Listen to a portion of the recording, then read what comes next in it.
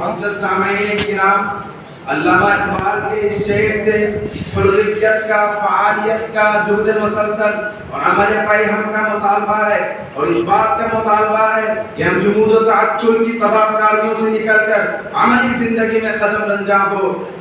ہمارا وہ ایک عظیم الشان دور تھا جب ہم حاکم تھے دنیا محکوم، جب ہم غالب تھے دنیا مغلوب، جب ہم مؤثر تھے دنیا متاثر، جب ہم داعی تھے دنیا مدعو، ہم دنیا کو علم و عمل کی روشنی سے منور کر رہے تھے۔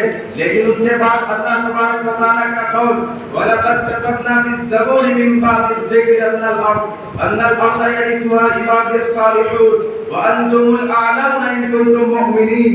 جیسے مطلوبہ شرائط و صفات کے فقدان کی بنا پر ہم مختلف نشیب و فراز سے گزرتے ہوئے اس دور میں آ پہنچے ہیں۔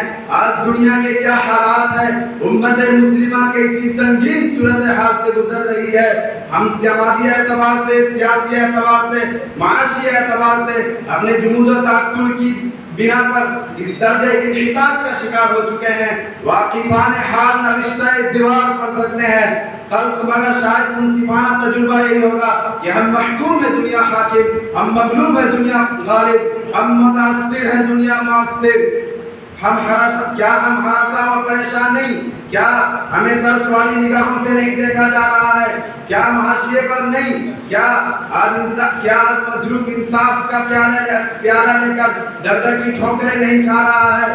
کیا آج ہمارے مکاتب میں، مراکز میں، جماعتوں میں، تنظیموں میں، خانقاہوں میں اور ہمارے صفوں میں انتشار نہیں؟ کیا دنیا کے مختلف قوموں، کیا دنیا کے مختلف ممالک میں مختلف قوموں، برادریوں اور خصوصاً مسلمانوں کے ساتھ ظلم کا، استحصال کا اور انسانیت سوزی کا رویہ اختیار نہیں کیا جا رہا ہے، جس سے آسمان و زمین بھی لرزہ بر اندام ہے؟ آخر ایسے سنگین صورتحال کے اسباب و عوامل کیا ہے؟ امر واقعہ یہ ہے کہ ہم ذوب ایمانی کا شکار ہو گئے۔ ہم نے اسلام کی شاندار تہذیب و ثقافت کو پس پشت ڈال کر غیروں کی تھوکی ہوئی تہذیب کا استقبال کیا۔ ہم آپس میں دستے غریبہ ہو گئے، ہم آپس میں دستے غریبہ ہو گئے، فکر آخرت کو ہم نے فراموش کر دیا، ہمارے قلوب میں وہن داخل ہو گئے۔ اسی کا نتیجہ ہے کہ آج امت مسلمہ کٹھارے میں ہے اور حق کے علمبردار اور اسلام کے ماننے والے ظالموں کی نشانی پر ہے۔ انسانیت دم توڑ رہی ہے۔